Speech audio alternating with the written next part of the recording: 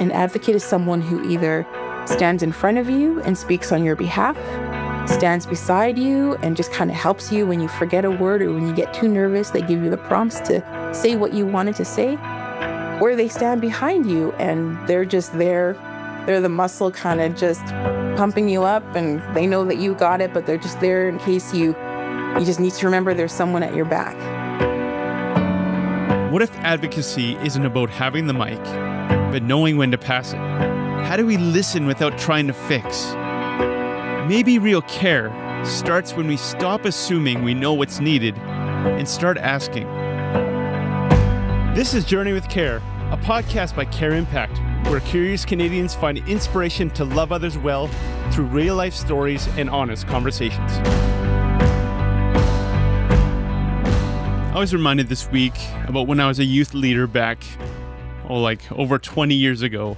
I was leading the youth worship band, training and equipping them to learn to lead worship. And let me tell you, it was a real exercise in restraint.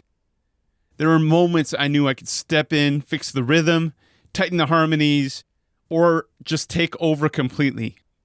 And honestly, sometimes I really wanted to. Not because I didn't believe in them, but because I did.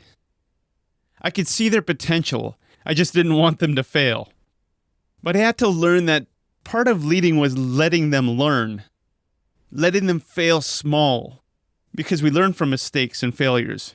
But I know I needed to let them figure things out and know that the stage, even in its messiness, was still a safe place for them to grow. My job wasn't to make them perfect. It was to make space. And it was the same with my own kids, especially my eldest son. We knew he had a gift for music, for leading worship, even at a young age. We could see it in him before he could. So we nudged, we encouraged, maybe even pushed a little too hard. And instead of stepping forward, he pulled back. He didn't want to be told what to do, even if it was something we knew that he was made for. So when we finally stepped back, when we stopped trying to lead from in front, he found his own way to the mic, on his own terms, and now he hasn't looked back. Sometimes the most powerful thing we could do is get out of the way. Hey, before we introduce our guest today, I want to remind you that our podcast can only grow with your help. So thank you so much for sharing this podcast with others that you know need to hear it. And we would love to keep the conversation going with you on the Care Impact Podcast Facebook group. Check the show notes for the link. All right. Now, our guest today was a guest in Season 2, Episode 9. It was such a great conversation, and we wanted to have her back for this series. Marie Christian has spent decades building platforms for youth and care to be heard, not just spoken about. From becoming a guardian at age 20 to directing the Voices Network to shaping national conversations, she embodies advocacy that is grounded, relational, and radically empowering. But what struck us most? Marie doesn't speak for others. She walks beside them. All right, I'm going to hand it over to you, Wendi, to get this conversation going. I would love to. Marie, I am so delighted to have you back in studio here with us, talking about a topic that I couldn't imagine asking anyone else, specifically on advocacy and having voices be heard. It's really a part of who you are. But before we get in, I just have a fun question to ask you. Marie, if you had an unlimited gift card to any store, but it can't be something like practical, like for groceries or something, where would you pick and why? Well, I'm afraid that my choice fuels my addiction. I would want an unlimited gift card to like McNally Robinson because I just love books. And while I'm starting to enjoy and appreciate audiobooks, I like hardcover books. Where it becomes an addiction and perhaps a folly is that I have almost an entire cupboard full of books that I love and will read sooner than later. I keep trying to tell myself, don't buy any more books until you've read these ones, but sometimes they call to me. As an audio guy, books are great for sound absorption. So if you ever want to create a podcast studio, that's a great excuse for you to buy more books, just so you know, even if you're not going to read them. Oh, Johan, you are enabling me. And Marie, I couldn't agree with you more, sister. I am a book junkie. I love books, and there's so many. Like, I have to have 5 going at once, and there is a bookshelf right here beside me, books that I've yet to read that I have good intentions for. But I would love to go shopping with you at McNally Robinson. Good Canadian store too. Yes, yes. So in our series, The Cost of Indifference, we've been looking at a variety of ways that it costs society, it costs us when we are indifferent, particularly towards those that are more marginalized, more vulnerable. And today I'd love to dive in with you, Marie, on the privilege of just staying quiet, not doing anything, and why advocacy matters. Can you tell me a little bit about, I know this is near and dear to your heart, but tell me a little bit what gets you up in the morning for advocacy when I talk about that? I think what gets me up in the morning when it comes to advocacy, just the thrill of knowing, especially in my experience, that young people are learning that their voice matters, and that while sharing your thoughts and sharing your opinions may not lead to you getting what you want, the real important thing is that you were a part of that conversation, especially when it directly impacts your life or the lives of the people who you care about, who are in your community. So just seeing that dawning of realization on the faces of young people and other folks from CARE is what makes me excited about advocacy and helping them to make their voice heard. When did you first realize that this is something that needs to be paid attention to, and the power of advocacy and sharing your own story? Did you just wake up one day and say, you know what, this is important, or what brought that on for you? Sometime in high school, I must have learned about youth engagement in some way, because I remember, like, with my church youth group, we always had, different youth leaders, always adults. Back then, being 14, 15, you think that they're much older and wiser when really they must have just been 30-year-olds. And when I turned 16, I really got this fierce passion for there needs to be young people on the youth committee. And I remember, with a few of the other young people at the church, really advocating that at least 2 young people should be also a part of the planning of youth activities. And which was really out of character for me. I was a really shy young person it made me nervous just to think of speaking out loud. But for some reason, that became really important to me at that time. But it wasn't until I became the legal guardian of my nephews, and we needed to reach out for help to the Children's Advocate Office, and they did what they could. But the best thing they did was offer me a job. They offered me to be the youth outreach coordinator and to visit different group homes and talk to kids about their rights while they're in care. And that's where I learned that it's actually a right under the United Nations Convention on the Rights of the Child. Article 12, you have the right to share your opinion on decisions that directly impact you. Learning that just made me feel like, oh, okay, so it's not just a little tingle I had in my stomach. Like, we actually do have the right to speak and to be heard and to be involved. And again, it took a few years to learn that that doesn't necessarily mean you'll get your way.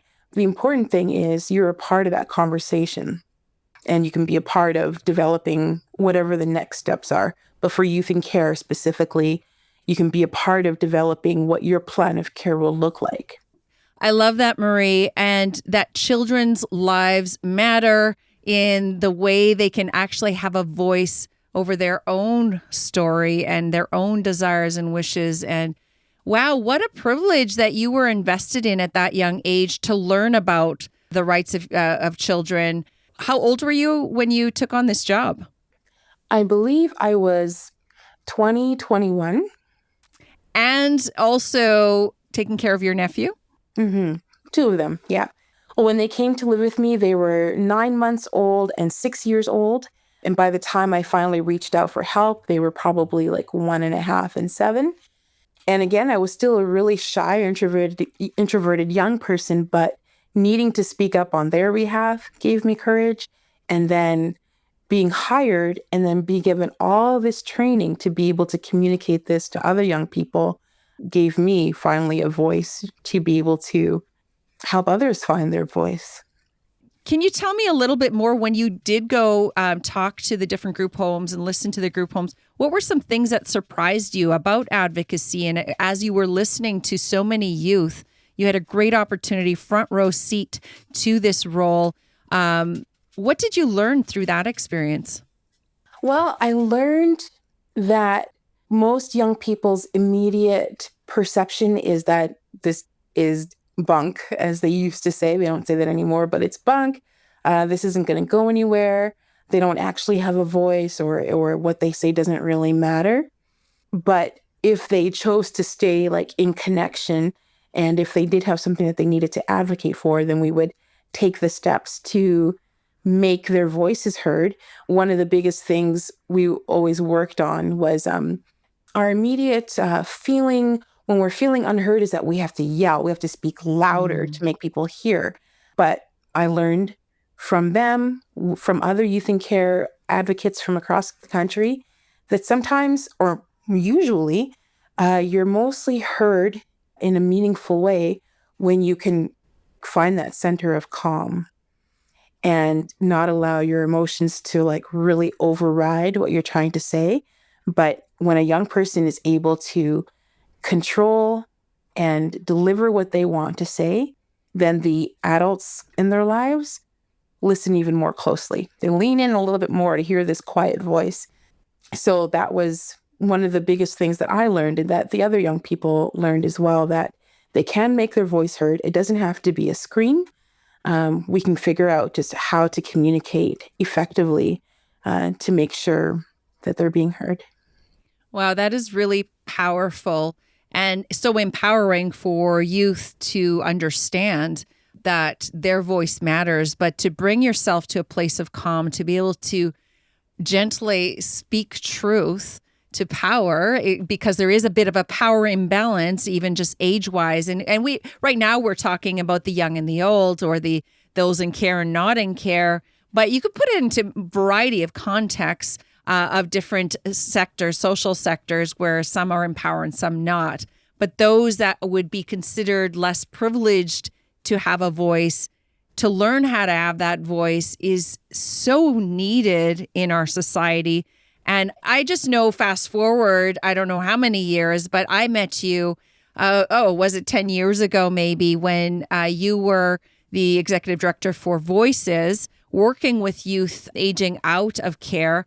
Can you tell me a little bit how you went on and were training young people how to share that voice? And man, is that powerful. But tell me about that. Sure. So while I was at the advocate's office, there was a young person who used to come in pretty often to sit with the advocate, Janet Meerwald at that time.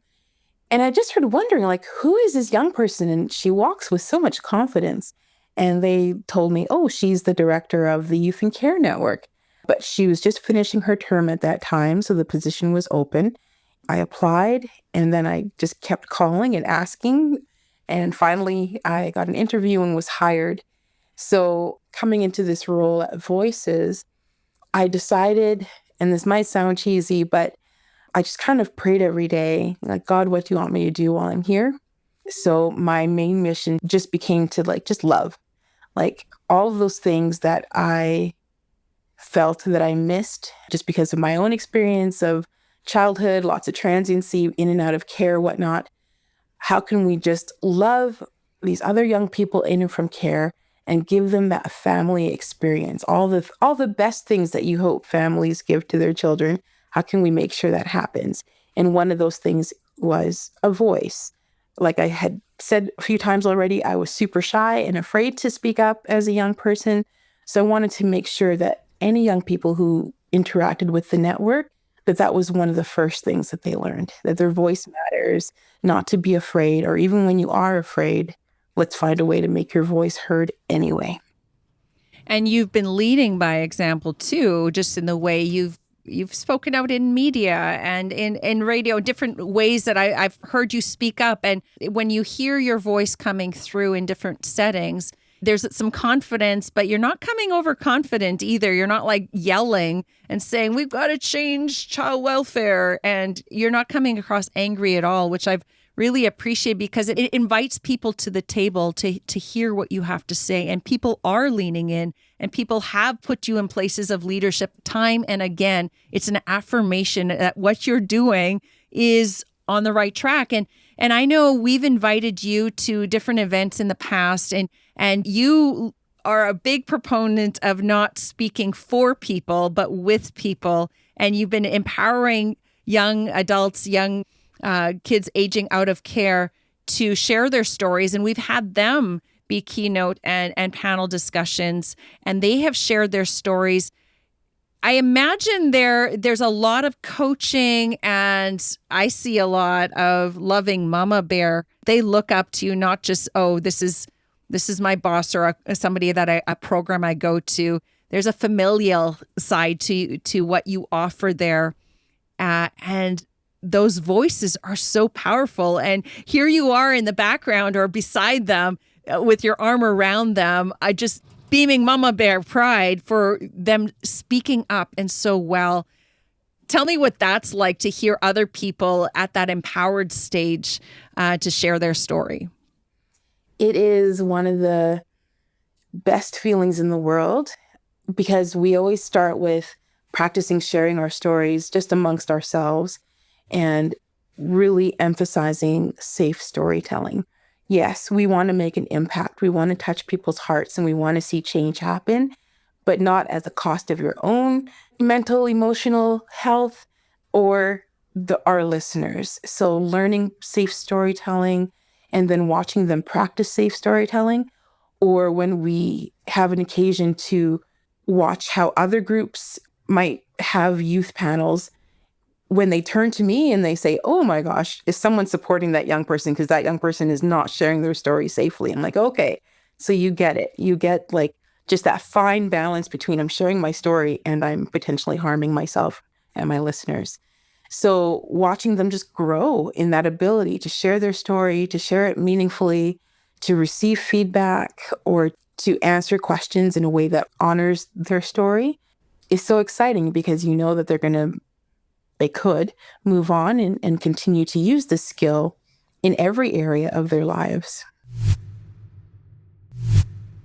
Without going into the specifics of individual stories, can you give me some examples of what it did for them to be able to be given the mic or be given those opportunities to share their stories? How did that add value, confidence, you name it, to their lives moving forward in many ways? Well, I'm thinking of a few of our young leaders who, came in just feeling angry with the system and angry with the world, but by finding that sense of belonging and community at the network and being able to practice their story sharing skills or to work together to advocate on an issue. Many of them have gone on to just do amazing things, whether I'm thinking of one who is the director of another child welfare agency right now, others who are lawyers, teachers, nurses, others who have been able to, maybe even most significantly, they've been able to interrupt the system cycle in their own life where their parents were in care, now they were in care, they've lost their children into care, but they've learned how to center themselves and have a conversation with their worker so that they could develop a plan to bring their child home. And now they've reunified their family. Or others who were able to center themselves, have a conversation with the agency and avoid having their kids apprehended at all. Just being able to speak without letting it be completely emotional, which for some reason just shuts listeners down, but to be able to speak and say, this is what I need. This is what my family needs. So those are some of the most impactful ways that I've seen young people continue to use their voice after their time with the voices. I think some of the more fun advocacy stuff that we've done as a network or that we did as a network while I was on staff there was things like our garbage bag fashion show, where the young people really wanted to raise awareness of the frequency of moves while kids are in care. And not only the frequency, but the way that their items were just thrown into garbage bags and kind of like ready at the door when they got home from school, or in the trunk when they were just getting picked up. And they thought the best way to communicate the need for planned and thoughtful placements was to have a fashion show where all of the clothes are made out of garbage bags. And they were like, garbage bags are great for fashion, not for moving. So they were able to make their voice heard in a really creative way and in a really impactful way. I still hear from people, and this fashion show was a few years ago. I still hear from folks about the impact of watching them and participating in the show, what that did for them as listeners. So I love that. And being able to include some humor because there's some camaraderie, and something that you mentioned earlier on, there's a sense of belonging and that safety to share your stories, that they weren't just going out there in a loudspeaker and sharing their stories in a vulnerable, exploitative way. There was a sense of safety net in and how to share the stories. That was a safe place to do it. And I think that's so valuable and can be overlooked when we say, oh, we just need to listen. That's important. But let's talk to the listener that may be part of a church that has a heart for their community, that says, you know what, Marie, I love what you're saying here, and I want people to have a voice. I want to listen. I've been hearing this over and over in the episodes. We need to listen better. Talk to that individual. Talk to me. How can I be a good listener to the story? What do I need to know so that I can be a helpful participant in their journey?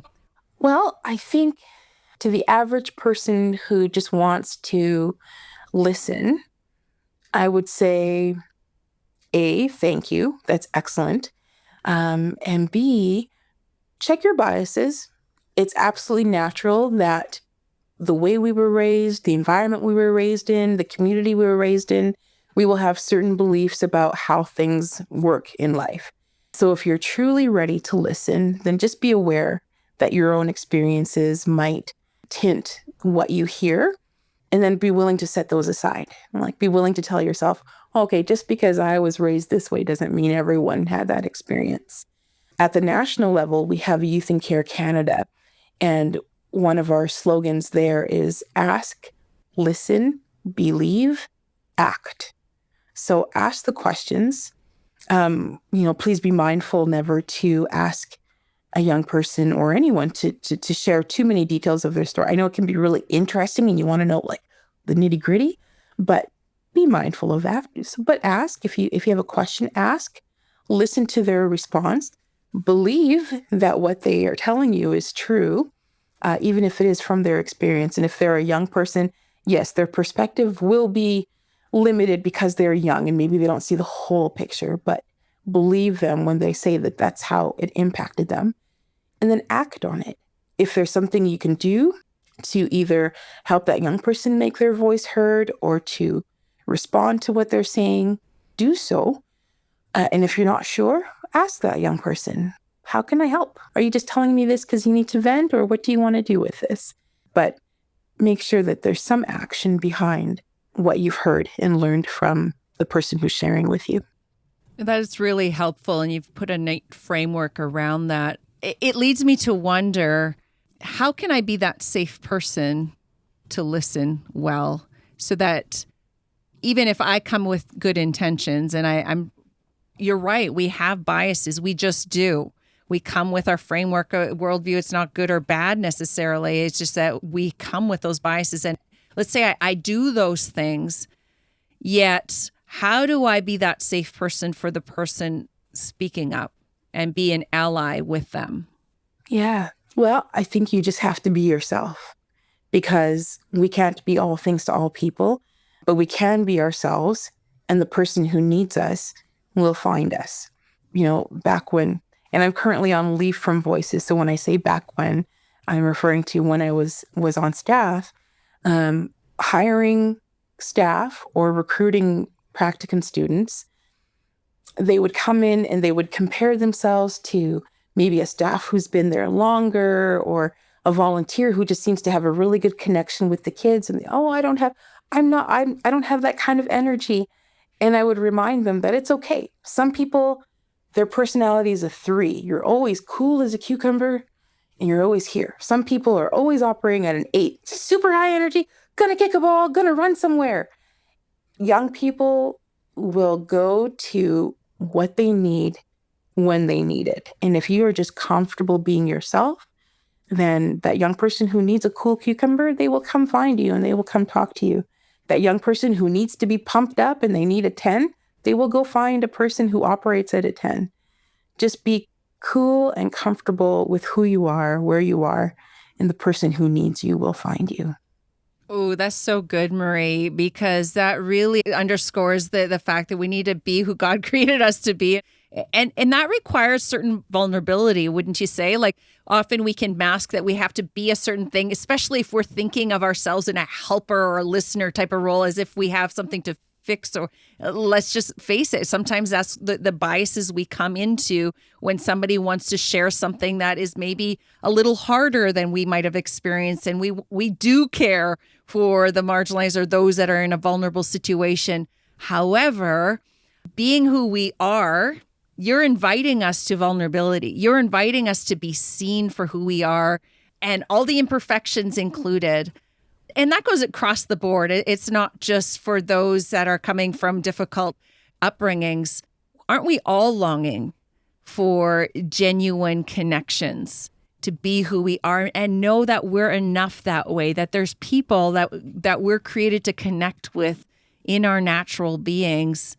That is a very powerful presence without having to contrive anything or be something for somebody.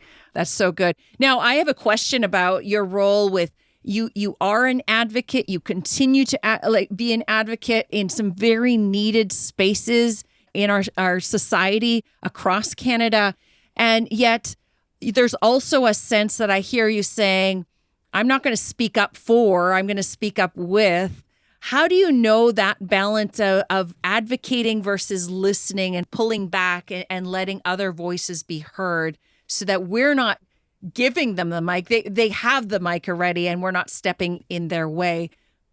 Tell me a bit, how do you balance that out?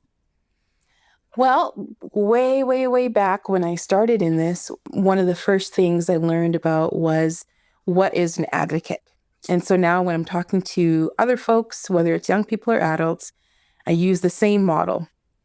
An advocate is someone who either stands in front of you and speaks on your behalf, stands beside you and just kind of helps you when you forget a word or when you get too nervous. They give you the prompts to say what you wanted to say, or they stand behind you and they're just there. They're the muscle kind of just pumping you up and they know that you got it, but they're just there in case you just need to remember there's someone at your back. The only way you can be an effective advocate is to ask the person you're advocating for, how do they want you to be in this moment? Do they need you in front, beside, or behind? And so in my work, there have been times where, as a network and then in my role right now, where yes, I need to be the person standing in front and maybe speaking on behalf of, echoing the voices that I've heard. But as often as possible, it's nice to be able to stand just beside someone, stand beside a young person who knows what they want to say. They're feeling a little nervous and you're just there. You've met with them so you can point to them. Okay, yeah, you wanted to raise this point. You wanted to say that. Okay. And then the best times are when I'm just there because they want another person in the room, but they are fully capable of speaking for themselves. So yeah, when it comes to advocacy, at whether a local or a national level, it's either recognizing where I need to be or asking the person I'm speaking or I'm advocating for where they need me to be. Wow, so profound. Just ask.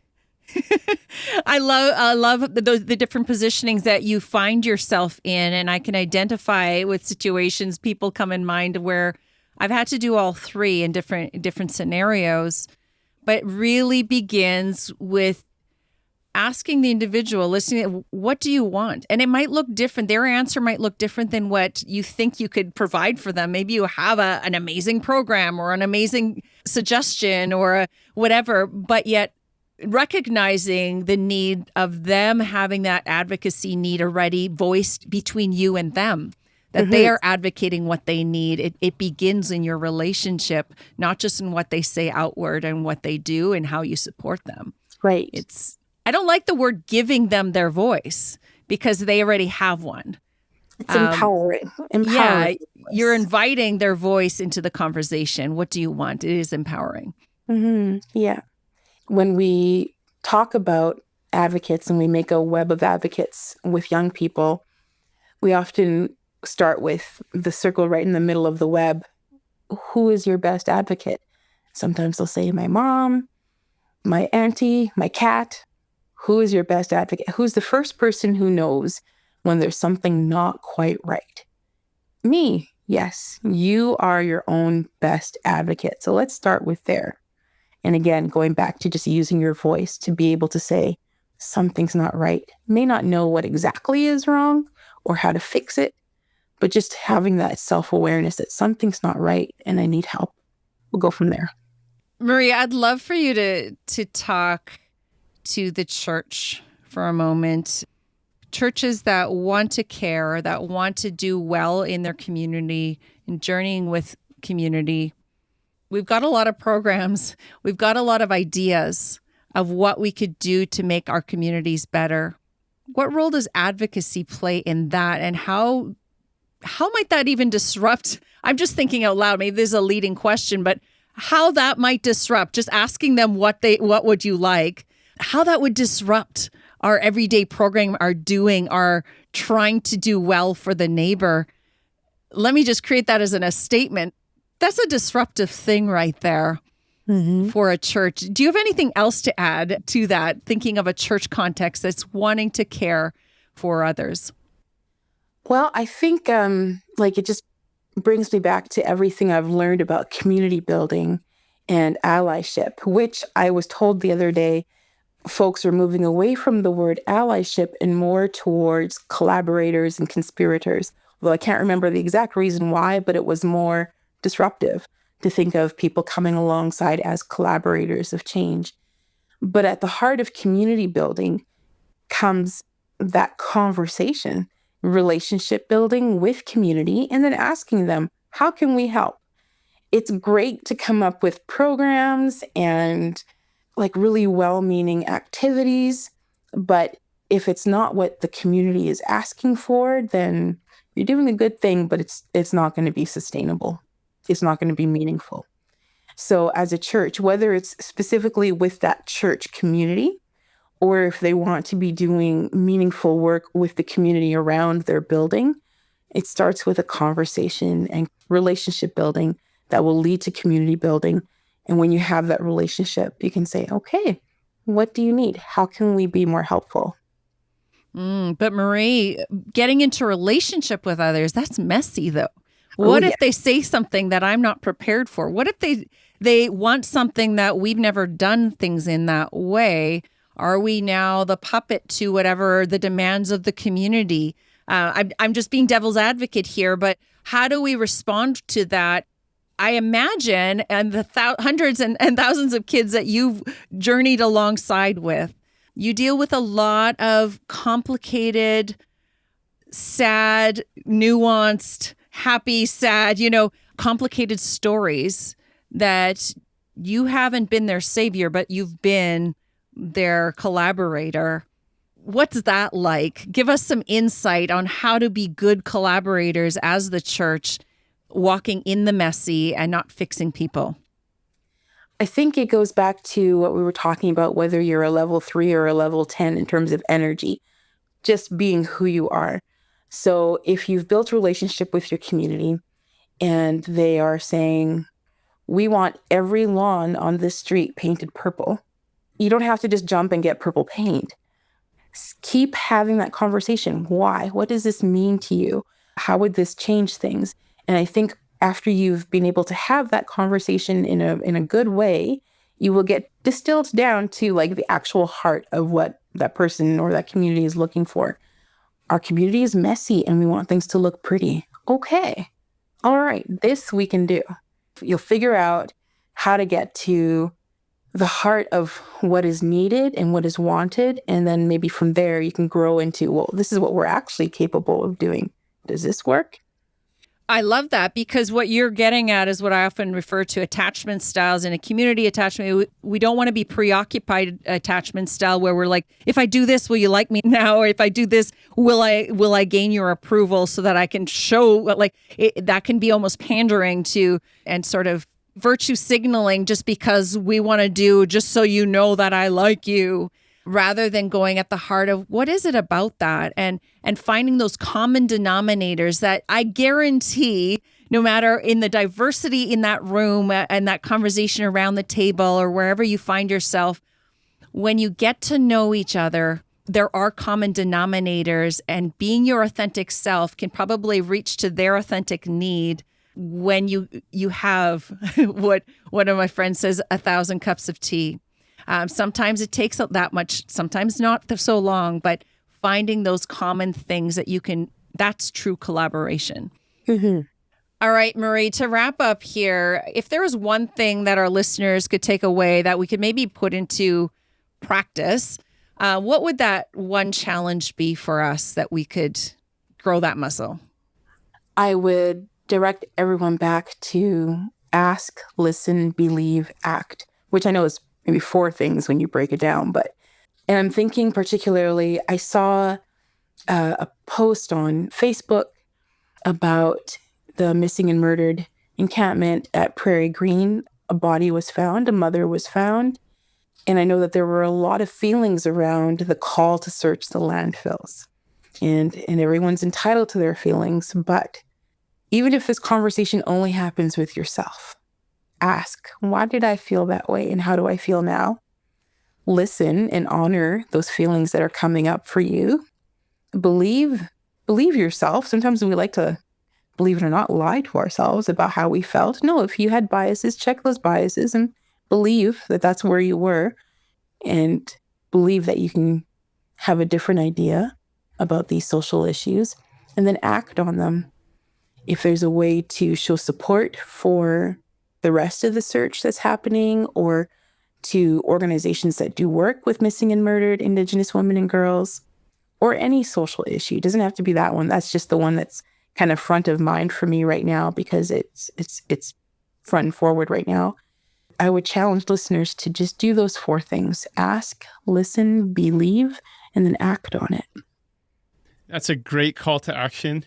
We'll put that in the show notes, and we'll put it on our social media for those that want to make sure that you're following up with our calls to action, because we want to take these conversations from the head to the heart, into action, not just listening, going one ear out the other. So now we're going to do our segment, and Marie, we're going to get you included in this because you could probably speak to it. It is time for Care Lingo. This is the part of the show where we give a term or phrase to our listening audience that they may or may not be familiar with, that's kind of in the caring circles, words that we might overuse sometimes, but they don't know what we're talking about. So our word of phrase today is felt safety.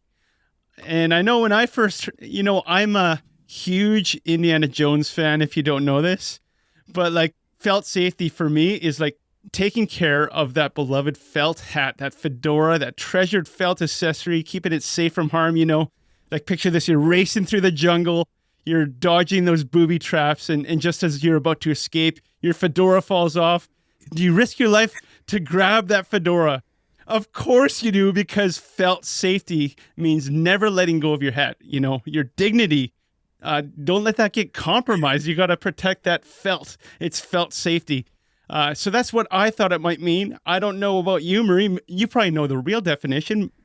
What does felt safety mean to you, Marie? Well, okay.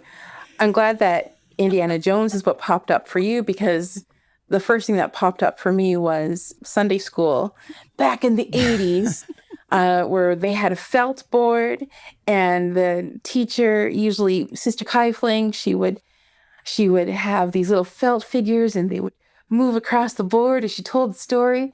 I love stories, so that is definitely a memory of safety for me, and it was all in felt. So yeah, that's felt safety for me. But I mean, more realistically, felt safety is just that sense of safety that someone has when they're in a space. And I guess when they add the word felt to it, it might not be necessarily a an obviously safe place, but for whatever reason, they feel safe in that space. Well, and like I was taken back to that too, and how we would try to create some maybe not so great words and stories out of those felt things when the teacher was out of the room. So felt safety means locking some of those things up when you're leaving the kids alone with that felt, I think. Oh, we can have a lot of fun. I'd like to include to the felt safety idea. Sometimes people think they're creating a safe environment. Because I'm like, well, we've got fire extinguishers, we got our physical safety. I've told everybody, like, we've made it warm and inclusive, and yet it's based on not what we create for safety. It's what that person actually comes in with. If there's certain triggers or if there's certain things that mistrust, we have to earn that secure attachment. We have to earn that safety space so that they feel secure. And it's not just a measure of what we do. We have to, again, ask, what is it that you need so that we can establish that safety? Yeah, I've heard of more and more places moving away from saying that they've created a safe space to just a safer space. They've done as much as they can do to prepare, but yeah, it'll come through conversation of what an individual actually needs to feel safer in a space. Yeah, because what one person needs to feel safe will look different from the other. So there's not just a 1, 2, 3 manual, and this is what you do to create safety. It's really including, that's adding that voice, advocacy. Here we go again, asking what is it that you need so that we have felt safety. Well, there you have it, felt safety, and I still recommend you protect those beloved fedoras as well. That is very important. Huge thank you to Marie again for sharing her stories and insight today. It was great to have you on again. It was just over 2 years ago that you were on the podcast the first time, where we were sitting in your office. So I'm going to put that in the show notes too for our listeners to go back to that, because that was also a great episode. I know over 150 people tuned into that one to listen to what you had to say. And thank you to our listeners for being a big part of the Journey with Care community. You can go on Facebook and find our podcast group there, where we will share some of these Care Lingo segments, and you can have your voice, what you think some of these words mean, and just get in on the conversation. If you enjoyed this episode, share it with someone else. That's how we grow it, especially if you thought about someone during this episode and say, hey, they need to hear this. So send it to that person.